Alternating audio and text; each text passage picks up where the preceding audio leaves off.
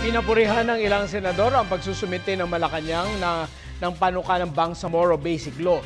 Tiniyak ng mga senador na agad aaksyonan ang nasabing panukala. Pag-aaralan din ng Senado ang posibleng pagsuspinde sa warrant of arrest laban kay MNLF Founding Chairman Nur Miswari. Ang detalye sa ulat ni Sam Ramirez. Agad natatrabahuin ng Senado ang panukalang Bangsamoro Basic Law o BBL matapos itong maisumite ni Pangulong Aquino sa mga leader ng Kongreso. Sabay itong tatalakayin ng Senado at Kamara. Una itong tatalakayin sa committee level kung saan inaasahang kukonsultahin ang iba't ibang mga stakeholders na maaapektuhan sa pagpapatupad ng BBL.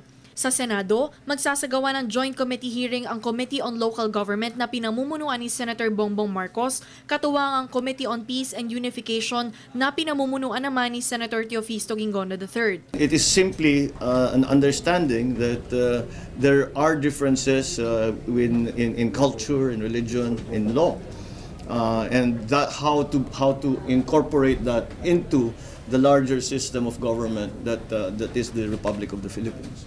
Pag-aaralan ni Marcos ang posibilidad na isuspinde ang warrant of arrest laban kay Moro National Liberation Front o MNLF Founding Chairman Nur Miswari upang maimbitahan siya sa gagawing konsultasyon ng komite.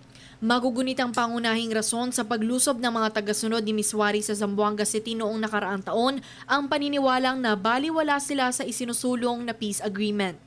Samantala, pinapurihan naman ng ilang mga mambabatas ang pagkakasumite ng BBL matapos ang ilang buwan na delay. Ngunit hindi nila hahayaang makalusot ito nang hindi nabubusisi ng maigi.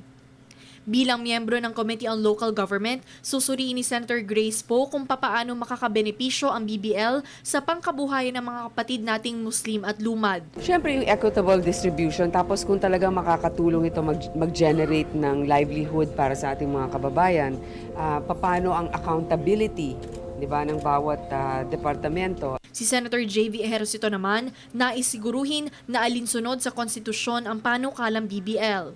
We have to scrutinize to make sure that it doesn't violate any law, especially the lalo na ating konstitusyon.